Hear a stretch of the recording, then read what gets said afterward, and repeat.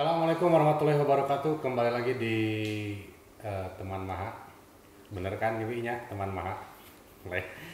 Plus Panaluntikan. Yang baru Jadi satu digabung ya itu. Gabung. Yang baru satu episode. Baru satu episode. Jadi Jadi ada gua iya ya salah gitu. pada kesempatan kali ini kita akan melanjutkan penelitian pada pertemuan sebelumnya terkait dengan masjid dan produksi ruang kapital. Memang pekan kemarin tersendat kendala teknis dan pada kesempatan kali ini kita akan kupas kembali terkait dengan masjid dan produksi ruang kapital. Jadi perlu di Framing ulang. review. Nah, review. Ya, jadi kan kamari saya tik nyawanya pengantar masuk ya, pengantar masuk. Pembahasan kamari nuku ayu teh. Bilu goti Indonesia. Ya, pembahasan yang kemarin oleh Ayuris itu memang yang menjadi sumber utamanya itu bukunya Henri Lefebvre ya, Lepard. Production of Space ya judulnya. Itu menjadi teori utamanya, Ya. jadi menjadi teori utama. Dan terkait dengan pembahasan kemarin itu secara sederhana mungkin bahwa si masjid ini menjadi ruang primer, ruang sekunder gitu ya, dari ketidaklengkapan yang ada di ruang kapital gitu. Dari ketidaklengkapan itu kemudian dilengkapi atau difasilitasi oleh masjid gitu, sehingga definisi masjid tentang tempat ibadah itu menjadi batal karena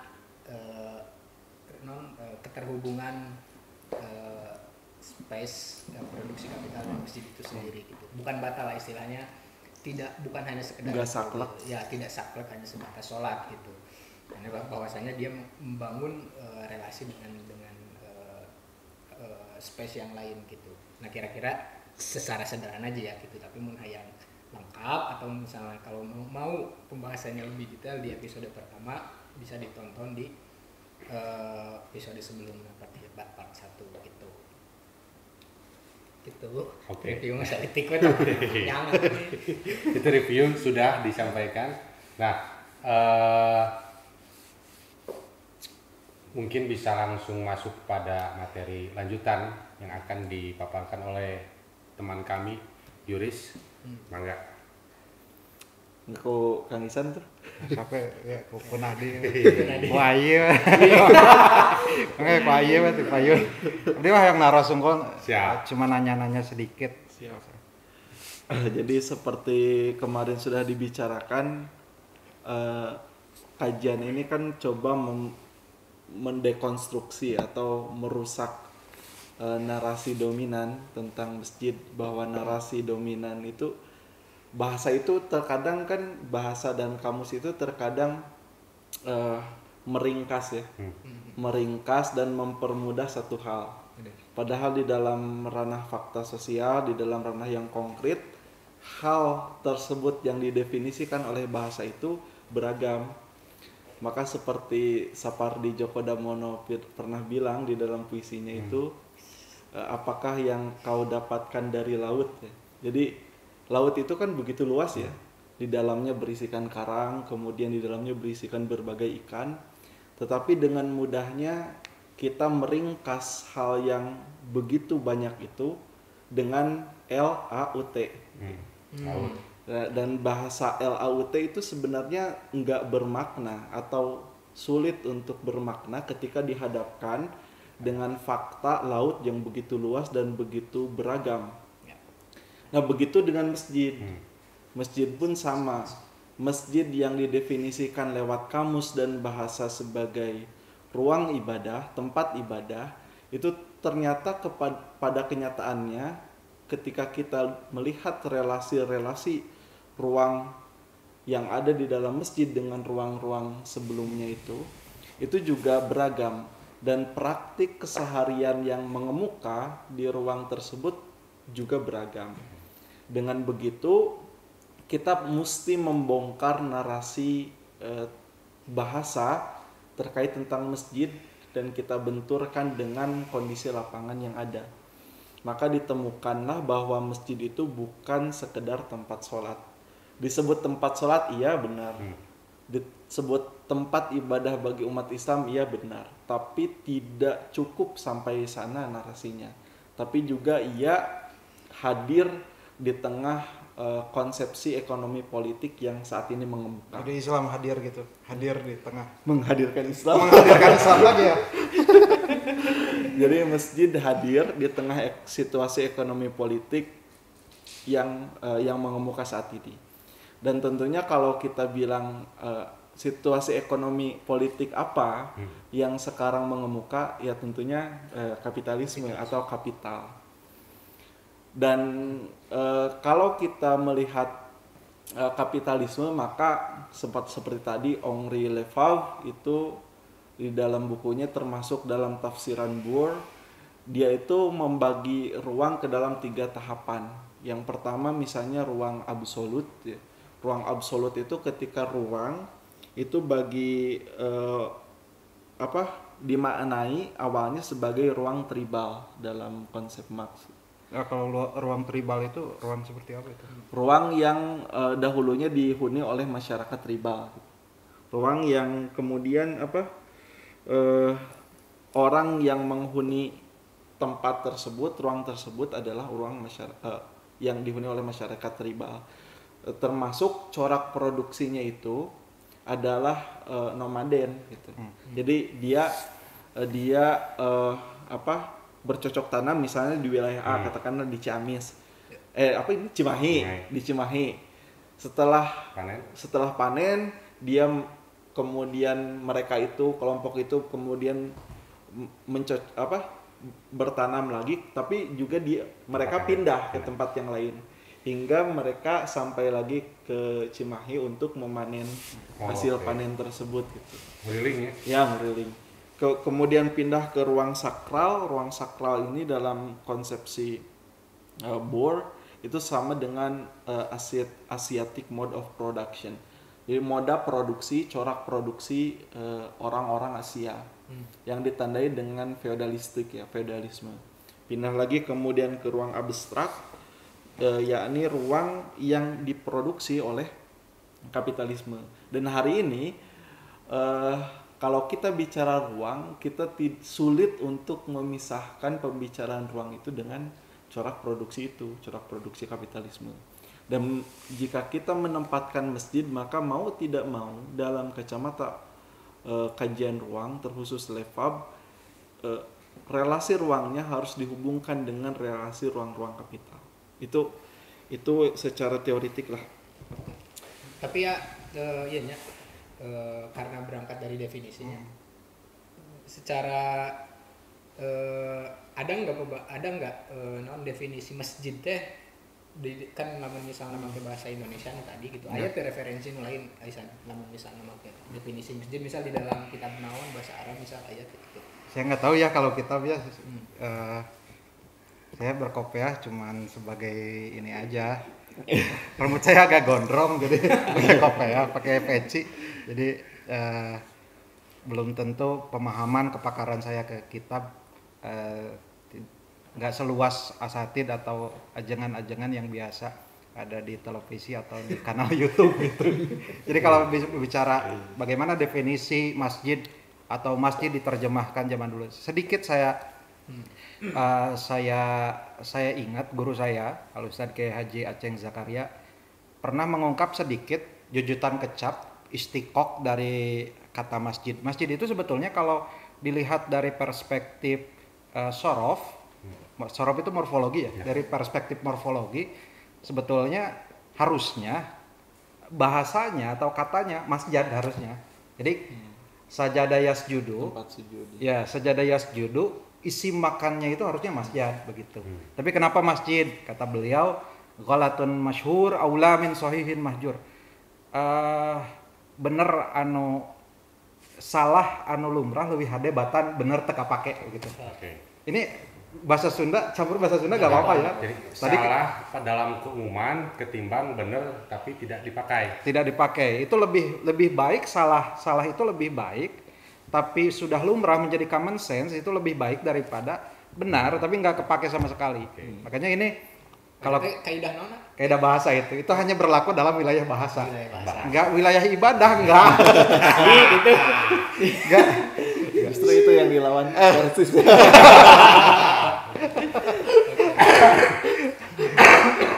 lanjut. Harusnya kan masjid, tapi kenapa masjid itulah sudah menjadi kebiasaan. Ya kita anggap itu sebagai permainan bahasa saja ya, language games atau sesuatu yang sudah lumrah di zaman dahulu. Apa yang disebutkan tadi oleh Ayi Yuris, bahwa problem bahasa itu kan problem yang sangat kentara di hadapan kita. Itu problem yang sangat kentara di hadapan kita, seolah-olah bahasa itu tadi apa yang disampaikan sebagaimana mengutip ungkapan Sapardi, sesuatu yang tidak bisa terengkuh oleh bahasa secara keseluruhan begitu. Itu yang pertama. Yang kedua, masjid kalau pendekatan bahasa misalkan bahasa itu hanya the house of being, hanya rumah bagi ada saja, bagi realitas saja. Sehingga ketika kita membahasakan sesuatu, realnya itu tidak sama dengan apa yang kita bahasakan sebetulnya. Dan yang ketiga sebetulnya masjid itu sebagai ruang gerak, ruang aktivitas ketika zaman dulu para sahabat dan Rasulullah Shallallahu Alaihi Wasallam ketika waktu itu sampai di Madinah kemudian membeli sepetak tanah yang kurang lebih 30 kali 35 meter. Jadi Masjid Nabawi itu yang dibuat yang sekarang luas luar biasa. Itu Saudara Alif bagaimana kondisinya pas di sana? 30 kali 35 meter berarti sekitar 1050 meter persegian. Jadi cukup muat untuk menampung para sahabat yang waktu itu hijrah ke Madinah dan kaum-kaum Ansor yang waktu itu mendukung perjuangan dakwah Rasulullah Sallallahu Alaihi Wasallam. Tapi ada satu pertanyaan saya ke Ayi Yuris ini, ke Kang Yuris ini. Walaupun masjid itu dijadikan ruang gerak, misalkan dalam definisi hari ini kita tidak bisa memisahkan antara masjid dengan space yang lain, ruang-ruang yang lain. Bukankah misalkan masjid hadir pada zaman dulu itu di zaman Rasulullah Sallallahu Alaihi Wasallam sebagai tempat ibadah? Misalkan begini. Ada salah satu ungkapan masjid itu adalah al-makanul ladzi tuaddi fihi as-salawatul khamsu. Jadi awal mula masjid dibangun itu hanya untuk sholat saja begitu. Bagaimana itu bisa terjadi definisi ulang atau redefinisi atau apapun itu sehingga ruang gerak masjid menjadi meluas begitu. Ya. Pertama di dalam ruang itu ada 3 hal ya. Seperti yang sudah saya ulangi lagi kata Amri itu. Yang pertama spasial praktis, bahwa di dalam ruang itu selalu ada praktik keseharian. Nah praktik keseharian yang hadir hari ini itu tidak hanya terkait tentang praktik spasial, praktik ruang yang merujuk kepada katakanlah agama. Ya.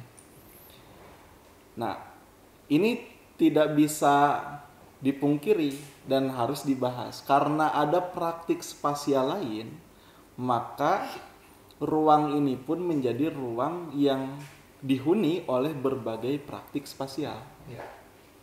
Nah, yang kedua, ruang itu tidak terlepas dari representation of space, representasi ruang.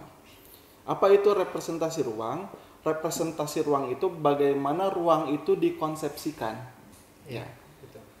Nah, biasanya ruang ini dikonsepsikan ketika ruang ini dibuat oleh si perancang. Nah, si perancang kemungkinan akan mempersepsi atau mengkonsepsi ruang tersebut berbeda dengan si pengguna. Nah, si pengguna ini makanya masuk ke dalam space of representation, ruang representasi. Jadi contohnya gini, sederhananya. Ketika ada seseorang, si perancang yang membuat taman di kota Bandung, maka si perancang ini mengkonsepsikan taman sebagai ruang keindahan gitu kan. Tapi warga sekitar yang asalnya duduk di taman tersebut, dia mengkonsepsi taman tersebut sebagai bukan ruang keindahan, tetapi sebagai malapetaka misalnya, karena rumahnya tergusur Betul. misalnya. Nah makanya di titik ini antara si perancang ruang dan si pengguna ruang maka akan memunculkan praktik yang berbeda. Orang yang melegitimasi membenarkan apa yang dikonsepsikan oleh si perancang, maka akan menjadikan masjid itu sebagai tempat ibadah. Kalau si perancangnya mengkonsepsikan masjid hanya sebatas tempat ibadah. Tetapi orang yang mengkonsepsikan masjid bukan sebagai tempat ibadah, maka dia akan melakukan praktik spasial bukan dalam ranah agama, bukan dalam ranah keagamaan. Dia akan hanya menggunakan toiletnya, dia hanya akan ada menggunakan lesehannya, dia akan menggunakan listriknya saja.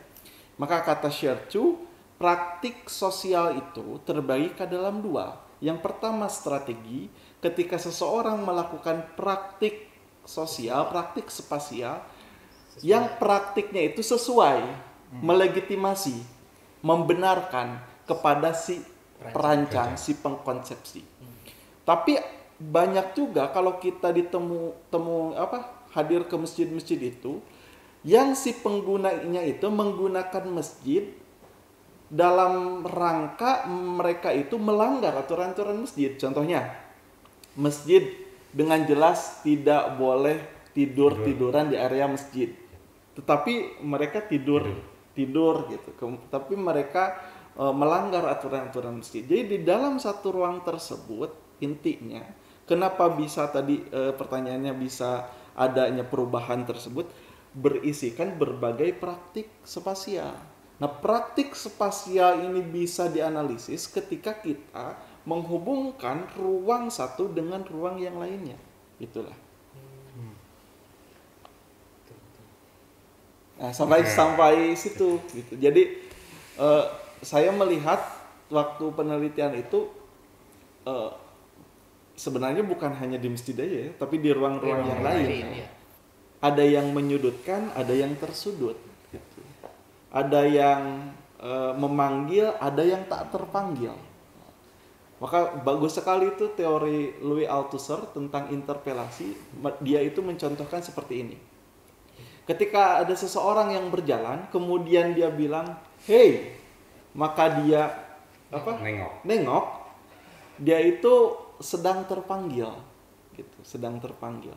Tetapi ketika dia tidak menengok, dia itu tidak terpanggil. Nah, apa hubungannya dengan masjid, dengan interpelasi?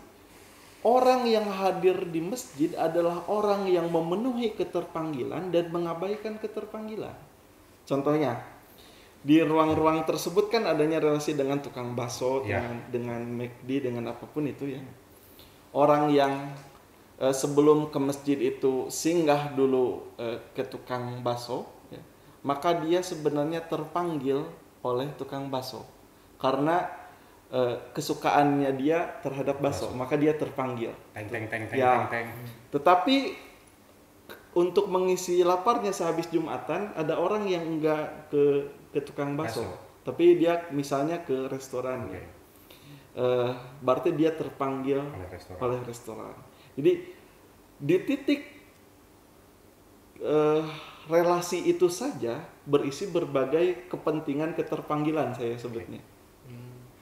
Berarti secara sederhana mungkin yang menjadikan adanya redefinisi itu adalah praktik spasial. Praktik spasial itu ya, adanya hubungan dengan space yang lain dan ditambah dengan keberagaman kepentingan orang di space tersebut gitu ya. Oke. Gitu. Tapi kalau gini, misalkan Riz begini, sesuatu itu terdefinisi sejatinya karena dia itu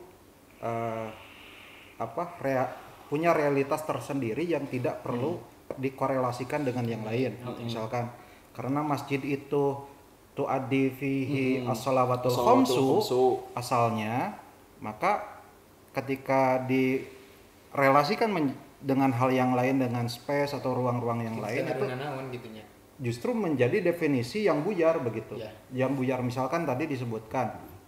Sekarang masjid itu hadir bukan hanya sebatas sholat saja, tapi Sholawatul khamsu misalnya. sholawatul khamsu. Di sana hari ini masjid hadir di tengah kita sebagai tempat istirahat. Ya kan tadi seperti itu. Karena Karena tempat buang air. buang misalnya. air saja seperti itu, tapi tidak menghilangkan definisi ansih Iya. dari masjid itu tersendiri kan? Iya, Karena benar. misalkan begini Riz, Ya. kalau kita hanya mendefinisikan sesuatu hanya dengan relasinya saja, pasti sesuatu itu akan buyar begitu. Sesuatu itu akan buyar. Misalkan baik itu karena terdefinisi sebagai baik karena punya relasi dengan keburukan. Iya. Begitu. Kalau begitu, artinya Allah Maha Baik itu berarti Iya. sekaligus Allah Maha Buruk begitu. Iya. Ya, akan begitu gitu Iya, benar. konsepsinya. Itu yang pertama. Yang kedua Riz begini. Ada hadis-hadis Nabi yang justru melarang. Begini, jadi ingin tanggapannya melarang praktik-praktik keseharian yang hari ini hadir di masyarakat seperti misalkan dagang ya. Walaupun dagang itu dicarek naku Nabi di tengah-tengah masjid atau di dalam masjid, kata Rasulullah kan gini, idza ra'aitum man yabi'u aw yabta. Ketika engkau melihat orang yang sedang yang sedang berjual beli di sana, maka ucapkanlah kepada orang tersebut la arbahallahu alaik. Mudah-mudahan Allah tidak memberimu bati apa Ya.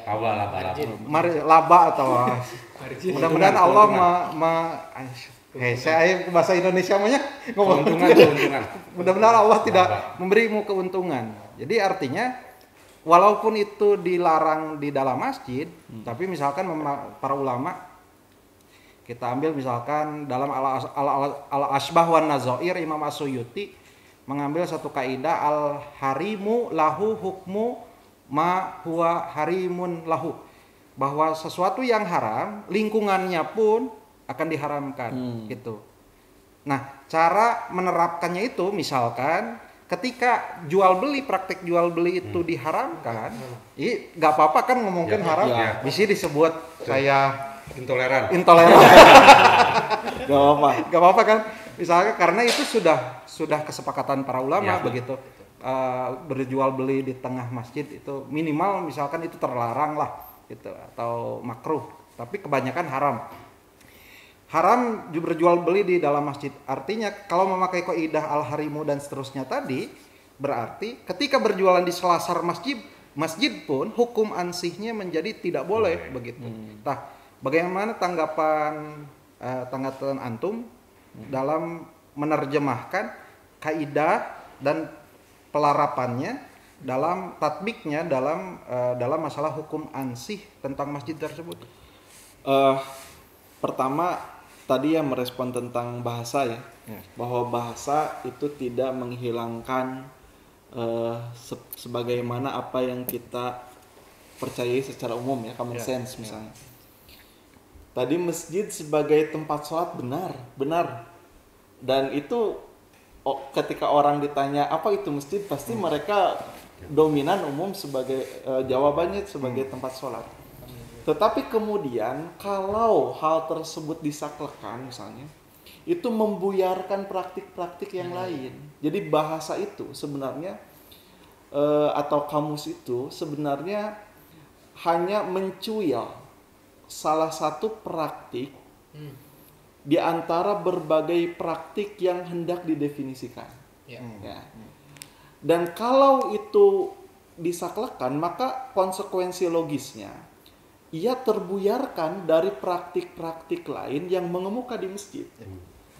Bahkan mungkin masuk praktik haram itu terbuyarkan. Benar. Praktik-praktik yang tadi kata Ustadz Ihsan, penanjut itu yang yang Lastu Ustaz dan aku bukan Ustaz di sini. itu terbuyarkan. Jadi sebenarnya membongkar praktik spasial ini sebagai hal yang penting. Karena ini kan sebenarnya sesuatu yang tidak terasa ya, tidak terasa langsung. Ya. Tetapi itu bisa direngkuh atau ada di balik gitu ya. Ada di balik berarti itu bisa direngkuh setelah kita mencermati, merenung. Dan saya rasa mungkin saja masjid itu bisa jadi praktik yang berkembang itu bertentangan dengan praktik yang seharusnya Islam ajarkan. Nah, ini bagi saya manfaat dari kajian spasial ini. Sehingga kalau kita misalnya kaji tentang relasi ruang ini, kita kan dalam narasi-narasi Islam seharusnya misalnya Islam yang berkesejahteraan, berekonomi ya. Tetapi justru dalam Yang konsep yang hadir menghadirkan Islam. Tetapi justru Islam hadir di sini itu sebagai Islam yang di satu sisi yang enggak seluruh. Di satu sisi kalau dalam kajian ruang ini yang saya teliti ini sebagai Islam yang justru menopang ruang-ruang lain yang tidak berkontribusi untuk Islam gitu. Atau tidak berkontribusi untuk masjid bisa. Makanya kemarin ada wacana dari Owi dan Alif sebagai lamun hayang maju beli King gitu. Atau beli plaza-plaza yang ada di sekelilingnya. Nah, fakta ini sebagai fakta yang tidak boleh saya rasa tidak boleh dihilangkan. Jadi saya itu neliti 4 hal ya, relasi praktik keseharian itu. Yang pertama pengunjung. Yang kedua komunitas keagamaan ya, yang ada di sana. Kemudian pedagang dan mal-mal gede. Ya.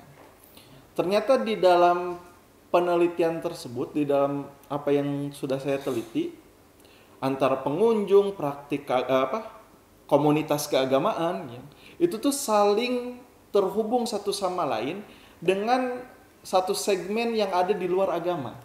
Contohnya misalnya gini,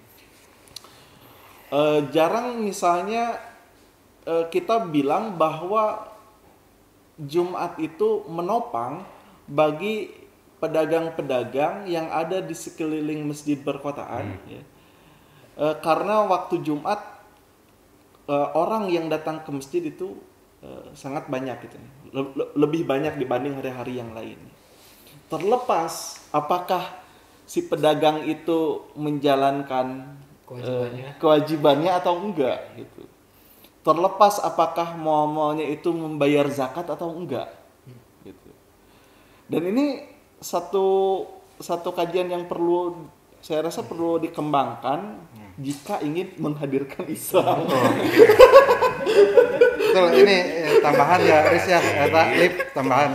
Justru ide atau konsep Profesor Atif Latiful Hayat yang menghadirkan Islam itu bisa ada titik temu terhadap fikih waqi atau fikih nawazil. Fikih nawazil itu fikih yang berkaitan dengan isu-isu kontemporer hari ini. Kalau misalkan fikih secara umum berkaitan dengan masjid, banyak hal yang terlarang, makruhnya seperti apa, haramnya seperti apa, kemudian kewajibannya seperti apa. Ketika kita masuk masjid kan khudzu zinatakum inda kulli masjid, kita harus memakai wangi-wangian yang bagus. Bahkan ketika ada seorang yang makan bawang saja, ya nggak tahu ya yang udud itu seperti apa ya. Yang udud di masjid nggak tahu seperti apa. Cuman ini mah yang makan bawang, ini menceritakan bawang. Yang makan bawang saja kata. Tapi itu berlaku kias. Atau jangan ngebahas kias. nanti di terakhir ngebahas kias ya. Ngebahas kias. Kata Rasulullah, la yaqrabanna masjidana. Janganlah kalian sekali-kali mendekati kami. Tapi aya kaidahna le. Apa? Laki asapi udu dia. Enggak tahu itu kayaknya harus dikembangkan usul fikih mazhab Adoiyah itu. Hari ini mungkin ketika orang-orang sibuk di pasar, sibuk di pasar, tidak keburu untuk ganti baju, pakai parfum, mana mungkin ketika orang-orang sapar kan, apakah kemakruhan atau keharaman, kewajiban itu masih tetap berlaku hari ini ketika tantangan zaman semakin banyak, semakin kompleks. berbeda, semakin kompleks dan seterusnya. Mungkin ini jadi masukan gitu dengan teori apa tadi Islam yang berkehadiran apa? Nah, menghadirkan Islam gitu, menghadirkan Islam mungkin bisa Tapi jika lamun konteksna belah dinya nya, Timur Tengah kan panas ya. Timur Tengah panas otomatis jelema kita bakal ngesang we. Ke masjid oge kan berarti kesangan gitu. Meureun. Gitu. maka itu salah barang keleknya. Itu salah barang kelek. Kan bawa keleknya tuh bawa kelek bawang. Tapi kan lamun ieu mah problemnya berarti sebetulnya awalnya memang di definisi gitu ya. Tadi pertanyaan Aisan bahwasanya sebetulnya adanya relasi setiap ruang dengan ruang yang lain itu bukan untuk mereduksi bahasa yang ansih gitu ya, hakikatnya bahasa definisi itu gitu. Nah tapi sebetulnya berarti fungsi dari definisi itu naon gitu, lamun gitu sehingga kan lamun otomatis kan lamun gitu definisi itu kan dinamis ya. Disesuaikan dengan tadi misalnya adanya kepentingan segala macam otomatis itu pun akan berubah gitu. Nah berarti lamun gitu fungsi definisi itu apa gitu? Bagi saya definisi itu untuk meringkas kerumitan yang ada di luar eksternal gitu. mageran ya, jadi Ya. pagar. Meringkas. Ya benar. Jadi Kan, bagaimana kalau kita bisa sulit untuk mendefinisikan tadi ya, bagus itu visi seperti bagi saya mendefinisikan laut yang begitu luas, samudra. Kalau itu semuanya harus dirangkum oleh bahasa kayaknya nggak bisa tuh. Ya. Maka ia cukup dengan LAUT, maka kita akan tergambar. Walaupun banyak serpihan-serpihan yang sebenarnya tidak terkemot gitu. Nah, tidak terakomodir. Ya, tidak terakomodir. Tapi tadi nu kaidah usul teh kan aya definisi teh naon sih? Ta'rif Ya tarif itu sebetulnya dibentuk dari yang disebut sebagai jami mani. Tapi tadi karena saudara Alif disebutnya mageran. Nah definisi itu mani kudu mageran. Membatasi. Tapi kalau kita berbicara perspektif sosiologis, arkeologis, kemudian berbicara perspektif antropologis seperti tesis yang telah diikhtiarkan oleh saudara Yuris tadi, sebetulnya definisi bisa dibentuk dari hubungan pragmatikal antara satu dengan yang lainnya. Maka kalau saya dulu pernah baca ya, ini mah betul kan ya, dulu pernah baca teori-teori semiotika, satu definisi itu dibentuk dari relasinya dengan yang lain. Bukannya itu tidak boleh, itu boleh. Produk sosial. Ya, misalkan ketika kita mendefinisikan masjid, maka masjid dihubungkan dengan relasinya dengan space-space yang lain gitu. Nah, itu yang disebut teori paradigmatik dan teori sintagmatik gitu. Teori itu paradigmatik sintagmatik itu ya secara garis besar gitulah. Kita mendefinisikan sesuatu itu dilihat dari korelasinya dengan yang lain. Sebenarnya bukan tidak salah, bukan sekedar apa yang ada ansih di dalam aktivitas masjid itu sendiri gitu. Yes, gitu. Bahasa Ustaz, ya benar. bahasa Ustaz siapa? Ustaz Fahmi, Ustaz Rasian Fahmi. Well gitu. Well. Termasuk ada ketika saya bilang ada konteks yang berbeda antara Islam hari ini dengan Islam zaman dulu, zaman Nabi. Misalnya kita juga harus mengubah redefinisi kita tentang musyrik, tentang munkar. Contohnya di dalam hadis riwayat Ahmad dan Nasai dan Abu Dawud. Kayak Ustaz ya. Ini sosiolog apa Ustaz? Ini contoh ya, contohnya. Soalnya pernah. Ini jadi nyokot lahan urang. Enggak contohnya ya. Soalnya pernah dihutbahkan juga. Misalnya jahidul musyrikina bi amwalikum wa anfusikum wa alsinatikum, perangilah oleh kalian orang-orang musyrik ya dengan lisan, jiwa dan harta kalian. Kemudian hadis Muslim lain tentang man ra'a minkum munkaran fa yughayyirhu bi yadihi fa in lam yastati fa bi lisanihi fa in lam yastati fa bi qalbihi wa dzalika adaful iman. Apabila di antara kalian melihat kemunkaran, maka ubahlah kemunkaran tersebut ya dengan tangannya dan seterusnya. Maka kita harus membentuk jihad melawan musyrik, mengubah munkar itu adalah konsepsi dalam jihad, katakanlah semisal jihad algoritma misalnya. Nah itu yang apa yang disoroti terkait tentang tadi bagaimana Islam hari ini atau orang-orang yang hadir hari ini itu secara konteks dan secara wilayah itu berbeda dengan Islam yang dulu gitu. Maka harus ada redefinisi bagaimana langkah-langkah berjihad, bagaimana langkah-langkah menghadirkan Islam. Benar.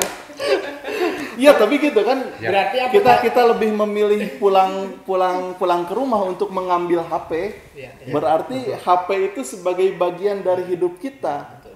Bagian hidup kita tidak bisa terbebas dari media-media dan media-media itu menyuguhkan bisa misalnya ngobrol dengan Kang Ridwan Rustandi itu, Sadridwan itu, media-media itu menyuguhkan bukan hanya hal-hal yang baik bagi kehidupan dunia nyata, tapi juga hal-hal yang buruk. Maka perlu meredefinisi lah kata tadi lah. Berarti Ainu tadi si dunia maya itu termasuk kepada ruang yang dimaksud.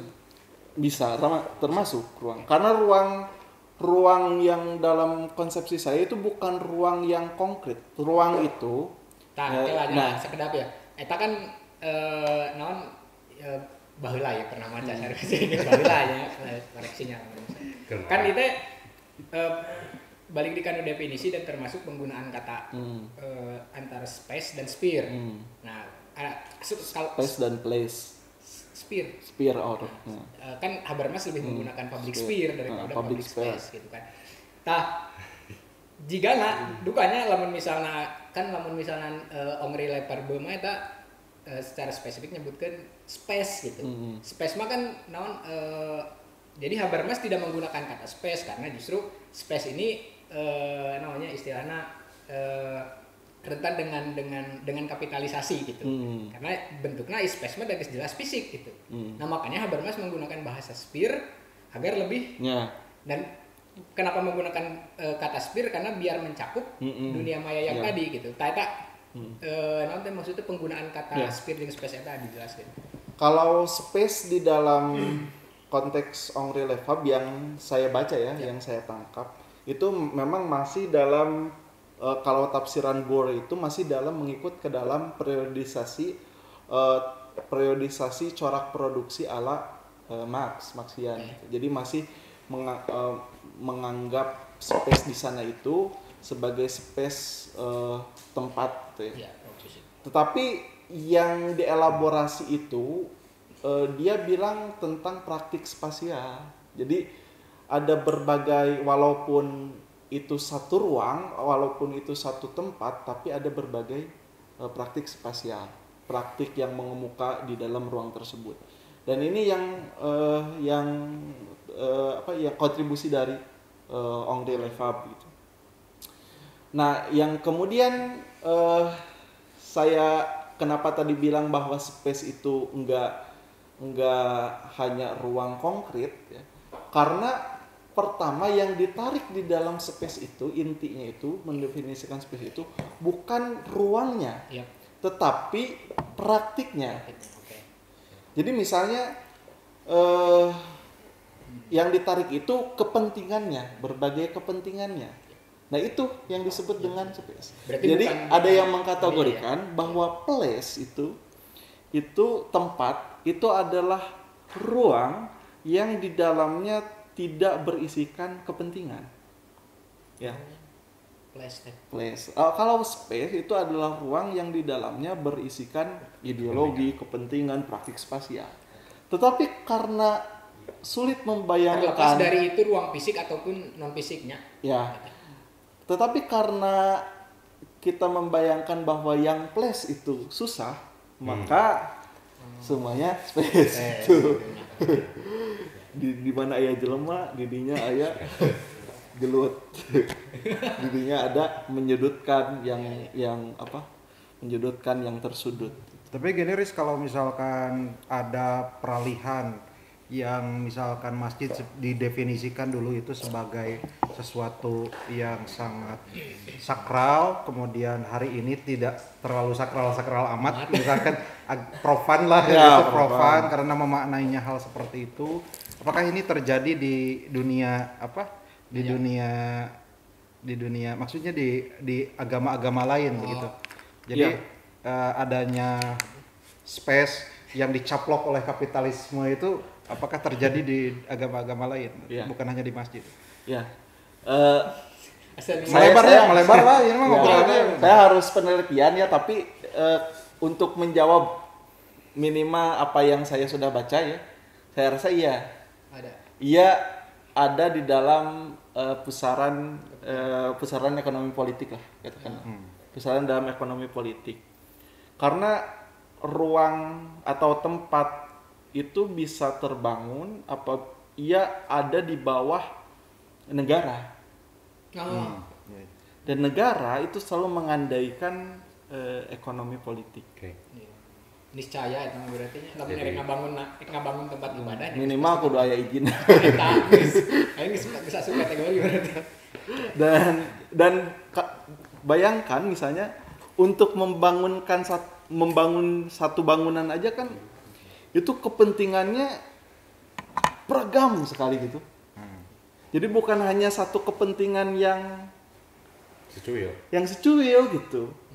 banyak. Bahkan kalau kita misalnya renungkan si konseptor ruangnya pun juga kemungkinan itu tidak hanya mengandaikan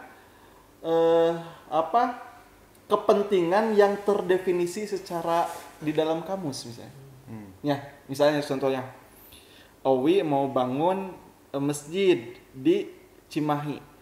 Saya rasa Owi sebagai konseptor itu tidak hanya mengandaikan kepentingan masjid sebagai as-shalawatul khamsu misalnya. Tapi ada berbagai pertimbangan kenapa masjid itu harus didirikan di wilayah A misalnya, di wilayah B gitu. Ningali sisi strategisna Ya. segala macamnya. Kebatian tuh Berarti cilaka. termasuk kan sebetulnya walaupun atas nama kepentingan agama itu sendiri. Iya. Ya misalnya orang ngabangun masjid, misalnya nanti iya daerah terpencil. Iya. Daerah terpencil can aya masjid misalnya teh jigana ieu kudu ngadirikan masjid eta oge Ya. kepentingan gitu kan. Maka bagi saya agama Islam itu justru bukan mengaburkan situasi ekonomi politik, tapi ia harus menyingkap. Fedi Hadis nulis tentang Islamic population, bagaimana Islam itu, populasi Islam itu yang dinamakan populasi Islam itu justru dijadikan alat sebagai untuk mengkaburkan situasi ekonomi politik yang real gitu. Jadi misalnya kita di hikmahnya ya, misalnya kita diributkan dengan persoalan-persoalan remeh temeh ya. Apakah ya remeh temeh lah misalnya dalam beragama gimana remeh temeh misalnya. Tetapi justru mengkaburkan situasi ekonomi politik yang ia menjadi dasar basis material bagi manusia yang Islam itu gitu. Muhammad Al-Fayyad kan nulis di artikelnya itu nulis dengan perkataan yang menusuk jantung ya bagi saya. Apakah keberislaman kita itu mampu menyelamatkan 2 orang petani yang bunuh diri atau enggak gitu? Yang terlilit rente uang. Berarti belum hadir hari ini. Can mampu menghadirkan Islam. Nah, itu maksudnya. Jadi jangan sampai Islam itu menjadi mengkaburkan dalam kajian populisme Islam itu mengkaburkan situasi ekonomi politik. Ya mungkin termasuk dengan aspek lain oke sebenarnya maksudnya tidak mengkabur bukan hanya tidak mengkaburkan aspek ekonomi politik itu termasuk aspek-aspek yang lain juga Ya, kan, benar. teknologi Ya, sekarang ya. kan, Iya, science, benar. gitu kan itu jadi seolah-olah ketika berislam itu jadi hanya sebatas ritual lah istilahnya gitu. Fokus di situ dan kita menganggap bahwa orang sudah sangat berislam gitu. Padahal mungkin itu hanya untuk dirinya gitu ya. Pahalanya untuk mana sorangan misalnya gitu kan manfaat itu untuk dirinya sendiri gitu. Nah itu cek Aisan rumah tak. hablum minallah jeung hablum minanas itu. Sebenarnya gini, apa hubungan hablum minallah sama hablum minanas, saya juga kalau membaca sejarah atau sirah-sirah Rasulullah Shallallahu Alaihi Wasallam, kalau kita baca ini bagi saya pribadi tidak bisa kita saklekkan masjid sebagai ruang atau space ibadah saja, atau ibadah dalam artian masjid sebagai ruang yang sangat sakral. Ambivalen bagi saya. Ambivalen itu bisa iya, bisa tidak, atau profan iya, atau kemudian sakral iya. Misalkan contoh, dulu bukan hanya masjid, tapi tempat-tempat ibadah yang lain diletakkan sebagai sesuatu yang sangat sakral. Kenapa? Karena dulu itu di zaman Rasulullah SAW, ambivalennya begini. Bahkan 50 hari sebelum kelahiran Rasulullah kan dalam tarikh diungkapkan datang seorang gubernur dari Yaman namanya Abraha, atau biasa dikenal sebagai Abu Yaksum, begitu datang. Kenapa mereka datang dari jauh-jauh dari Yaman ke Makkah pada waktu itu? Karena gereja yang mereka bangun sedemikian besar ternyata dicaci maki, bukan dicaci maki, dihina. Ada orang Kinanah yang datang ke sana sengaja untuk melumuri dengan kotoran-kotoran. Artinya tempat ibadah menjadi sesuatu yang sangat sakral bagi mereka. Betul. Contoh yang kedua, ketika Rasulullah pada kalau tidak salah tahun ke-9 Hijrah, bulan Rajab pada waktu itu, Rasulullah mengajak para sahabat untuk perang di Tabuk pada waktu itu, untuk melawan Heraklius Romawi. Walaupun perangnya nggak jadi ya. Nah, ada kalangan munafikin yang waktu itu tidak mau beranjak perang, pergi. Mereka masih diam di Madinah yang dipimpin oleh Abdullah bin Ubay bin Salul. Ketika Rasulullah pulang dari Tabuk ke Madinah pada waktu itu, Rasulullah SAW memerintahkan untuk menghancurkan Masjid Diror, yang Masjid Diror tersebut dibangun oleh kaum munafikin. Nah, kalau kita lihat ternyata ini masjid kok sedemikian sakralnya.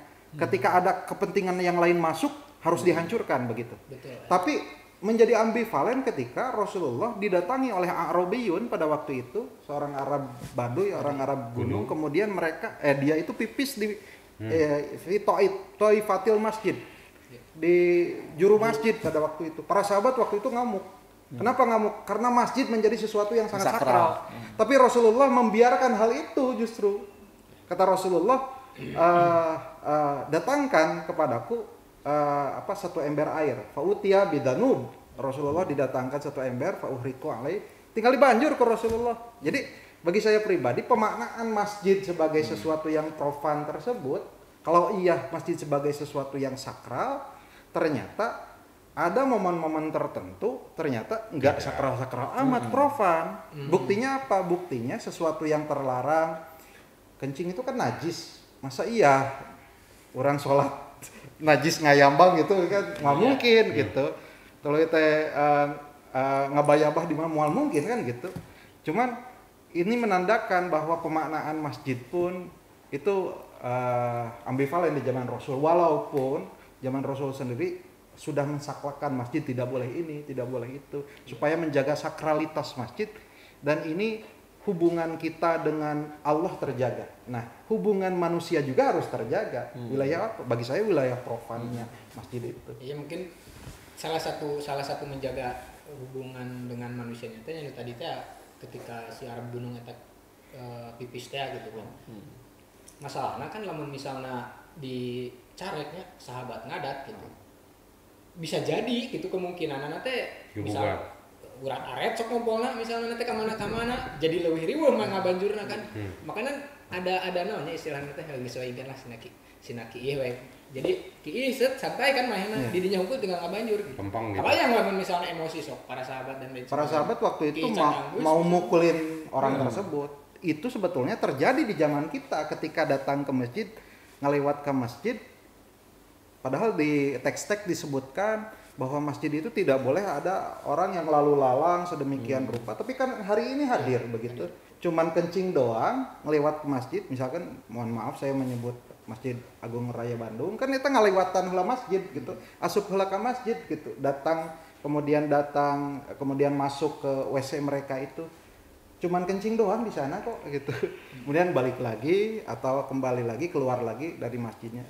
Orang-orang yang a'rabiyun itu kita tidak bisa paksakan. Kamu ngapain datang ke masjid? Kamu ngapain cuman tidur? Kan Berarti yang tadi ngelewat Arabiyun. Ya, Arabiyun. Hakikatnya Arabiyun karena Islam kita selain Islam yang hadir, Islam perkotaan gitu. Ya kan fikih kita itu fikih yang hadir dari Islam perkotaan begitu. Iya. Fikih saya maksudnya. Ya mungkin karena kan namanya mungkin space atau bangunan yang ada di masjid itu memang mungkin masyarakat kita menganggap bahwa itu tidak ada keterhubungan. Ya. Jadi seolah-olahnya WC umum, Ya. bukan WC masjid gitu. Tempat parkir ke tempat parkir umum, lain tempat parkir masjid gitu. Termasuk dengan selasarna gitu nya, selasar padahal itu bangunan teh nyambung jeung masjid teh gitu. Tapi orang menganggap bahwa itu bagian terpisah. Space anu terpisah gitu, bahwa ketika orang didinya teh bukan berarti orang kudu ke masjid gitu. Ya. Dan kesakralan masjid itu kan nggak boleh ditinggalkan juga tadi. Iya, betul. Kesakralan masjid juga nggak boleh ditinggalkan. Tetapi asumsi tentang kesakralan masjid ini menjadikan bahwa kegiatan-kegiatan yang ada di masjid ini seolah terbatas dan dicari ku DKM gitu. Contohnya misalnya, maka kesadaran yang terbentuk itu ketika ada pembahasan ekonomi, pembahasan politik atau pembahasan yang katakanlah di luar agama ya, ia lebih menyewa hotel misalnya sebagai tempat bagian diskusi karena itu bukan ranah keilmuan atau bukan kesadaran yang dibangun di masjid. Gitu. Nah itu polarisasi itu terlihat jelas ketika misalnya diskusi-diskusi di masjid hanya sebatas terkait tentang diskusi-diskusi keagamaan. Padahal diskusi ekonomi, diskusi ranah-ranah konkret ya, gimana menghitung uang itu kan bisa dijadikan alat sebagai membangun Islam untuk hadir gitu. Menghadirkan Islam di aspek yang lain ya, gitu ya. Gitu. Ya walaupun ya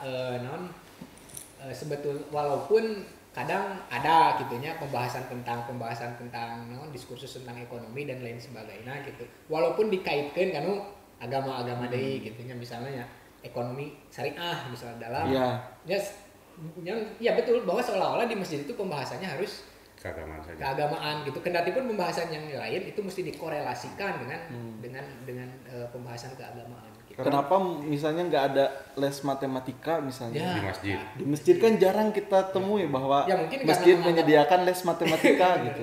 Karena dianggap tidak korelatif mungkin dengan agama. Dianggap tidak korelatif. Saya setuju dengan apa yang diungkapkan Yuris bahwa masjid itu harus terjaga juga ya, harus terjaga juga sakralitasnya. Misalkan kenapa di zaman Rasulullah yang syududdollah itu orang yang mengumumkan kehilangan di masjid itu kan tidak boleh. Kata Rasulullah, doakanlah raddahallahu alaik, mudah-mudahan Allah tidak mengembalikan barangmu itu atau sesuatu yang hilang darimu itu. Saya rasa Rasulullah memagari itu supaya tidak terlalu keterlaluan ketika kita berada di wilayah masjid, aktivitas masjid begitu. Kata Rasulullah kan fa innal masajid lam tubna li hadza, bahwa masjid itu tidak dibangun untuk ini begitu. Tidak dibangun untuk ini karena kalau kita memprofankan masjid sebagai sesuatu yang sangat profan seperti tempat-tempat lain, maka masjid sebagai pusat peradaban di zaman Rasulullah itu tidak akan terjadi, karena pusat peradaban itu mau tidak mau diasumsikan sebelumnya sebagai sesuatu yang sakral. Para sahabat itu membangun peradaban Khulafaur Rasyidin, Umayyah, Abbasiyah dan seterusnya itu dibangun dari sakralitas itu. Kalau sakralitas itu tidak ada, hanya membangun profan, hanya wilayah politik ansihnya saja, itu mustahil terjadi. Tidak akan hadir. Kalau misalnya kita lihat aja di masjid, ada berapa sih masjid yang punya perpustakaan yang mumpuni? Ya. Padahal zaman dahulu perpustakaan kan ada di bagian di samping-samping masjid. Dan itu yang saya rasa bisa berubah karena kesadaran-kesadaran akan masjid tentang yang profan dan yang sakral itu tidak dirumuskan. Ya. Jadi seharusnya sakralitas di dalam masjid itu dirumuskan sehingga ketika kita ingin melakukan praktik spasial yang profan itu bisa gitu. Jadi ada patokan kesakralan ruangnya gitu. Tapi itu tuh definisi terkait dengan ulah ada transaksi jual beli di dalam masjid itu maksudnya kumaha? Apakah misalnya nanti di jero ruangan masjid ulahnya? Saya atau di dalam koridor mana bisa? Di dalam sebetulnya. Itu hanya elaborasi dari kaidah-kaidah yang ada untuk menjaga sakralitas masjid. Ya udah yang ada di lingkungan masjidnya juga harimun lahu, hukmunnya harimun lahu, menjadi haram juga. Maksudnya menjadi terlarang juga. Tapi ini sebetulnya bisa kita elaborasi. Kenapa bisa kita elaborasi? Masjid sebagai sumber peradaban itu justru didengungkan sudah jauh-jauh hari di zaman Rasulullah begitu. Kalau masjid sebagai sumber peradaban berarti harus mengakomodir hal-hal yang lain. Wah, wayahna eta mah. Mendidik ahli matematika, mendidik ahli sains gitu. Berarti kalau misalnya terkait dengan jual beli mah itu mah non jelas kayak itu haramnya hukumnya teh. Ada yang haram, ada yang makruh kalau kita ambil. Kalau misalnya anu tadi juga bawang nukar itu berkaitannya dengan hukum atau dengan adab? Hukum ada. Jadi seluruh aspek yang berkaitan dengan ucapan Rasul itu sebagian besar ada hukum taklifinya. Yang ya hukum taklifi itu ada 5 ya. Wajib, haram, mubah dan seterusnya. Pasti ada itu begitu. Karena ketika seseorang mohon maaf merokok misalkan di masjid, tapi di sana dihasilkan sesuatu yang manfaat. Nah ini yang apakah itu boleh atau tidak begitu, saya juga bingung karena mengaitkan atau mengkiaskan rokok kepada bawang itu variabel beberapa variabel gitu. Harusnya begini kan. Air masuk air hente gitu. Nah, air masuk air hente.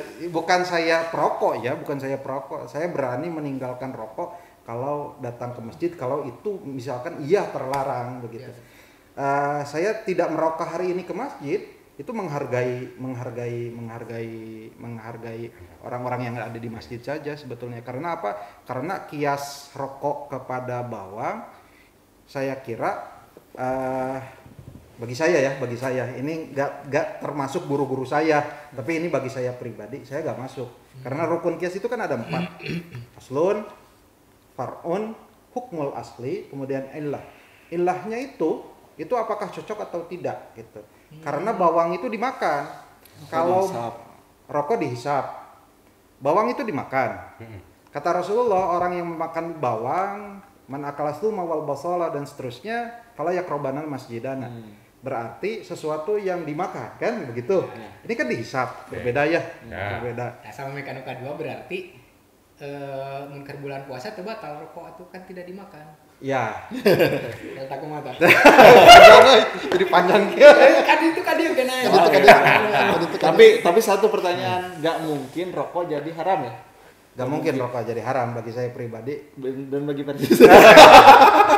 Kita lanjutlah ke syarat kias tadi. Ya syarat kias itu harus sama variabelnya, variabel teh sesuatu yang dimakan. Kemudian bukan hanya itu, kalaulah misalkan rokok itu dikategorikan sebagai syurbun atau syarab sebagai minuman ya nggak apa-apa, tapi ada variabel yang lain.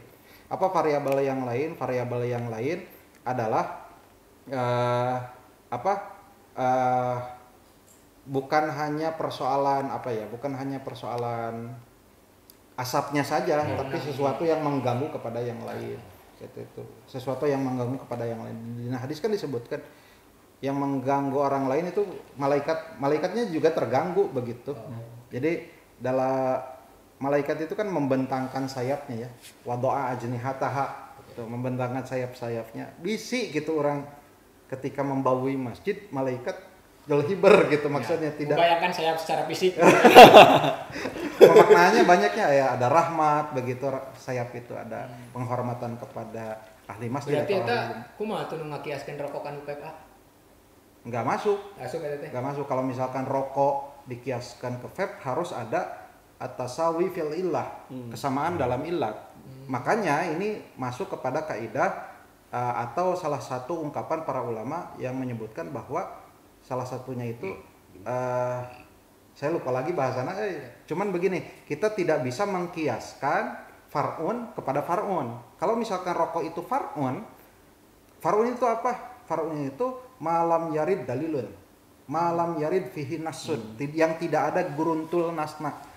Maka ketika rokok tidak ada guruntul nasna berarti far'un, masalah far'un. Katakanlah rokok fatwanya atau hukumnya makruh atau haram sekalipun rokok, hukum rokok sekalipun, vape tidak bisa mengkiaskan mengambil, jadi vape tidak bisa mengambil hukum haram karena rokok haram. Karena rokok haram nggak bisa gitu. Kecuali misalnya ada pembahasan sendirinya, berarti itu kudu dibahas ulangan independen gitu. Oh, saya ingat an la yakunal far'u aslan li far'in an la yakunal aslu far'an li aslin akhar. Kita tidak bisa mengasalkan kepada far'un yang sudah ada. Kita harus mengasalkan kepada guruntul teks yang pernah disebutkan oleh Nabi atau setidaknya para sahabat begitu. Berarti kemungkinan kalau gitu kias itu nggak ada ya? Kata Daud Zohiri kias itu justru tidak ada. Kata Imam Daud Zohiri justru kias itu tidak ada. Makanya ini melebar ya bahasannya. Melebar bahasanya. Makanya bagi sebagian ulama, maaf ini bukan melegalkan amit-amit ya saya melegalkan hal seperti ini. Makanya istimna itu boleh bagi sebagian ulama. Ada tidak dalil yang bisa mengharamkan onani. Ya, onani itu dibolehkan begitu karena bagi sebagian ulama. Karena apa? Karena tidak ada dalil yang bisa merangkum hal itu gitu atau melarang hal itu gitu. Kecuali yang pakai kias ya. Yang pakai kias ya haram gitu begitu. Ya. Gitu tah sebenarnya. Gitu lah tuh. Natijah terkait dengan supaya beres ya bahasan bahasan terkait dengan masjid sebagai masjid dan produksi ruang kapital. Masjid dan produksi ruang kapital. Jadi intinya mah naon dengan adanya relasi ruang antara masjid dengan relasi yang lain itu bukan mereduksi nilai-nilai sakralitas masjid itu sendiri gitu. Tapi tetap kita mesti menjaga nilai sakralitas itu gitu.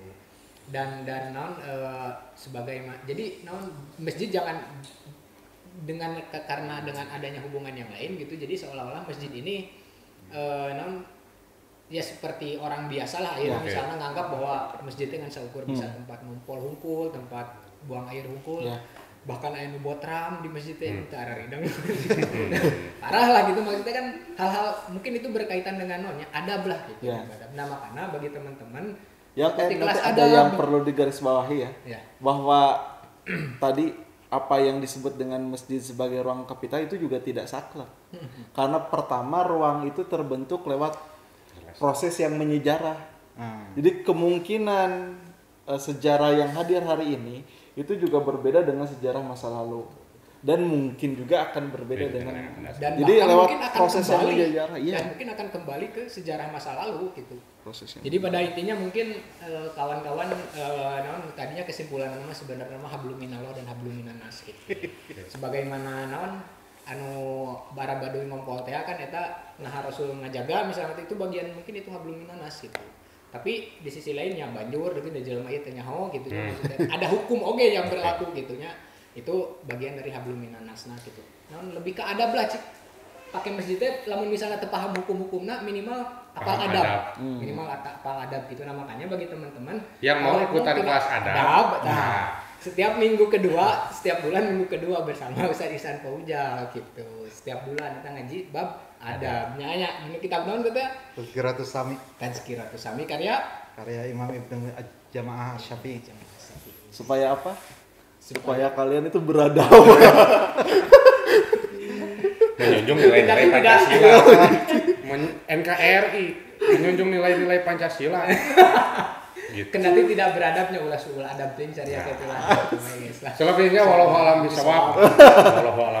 Tapi ada yang satu inti apa? Menghadirkan Islam. Wassalamualaikum warahmatullahi wabarakatuh.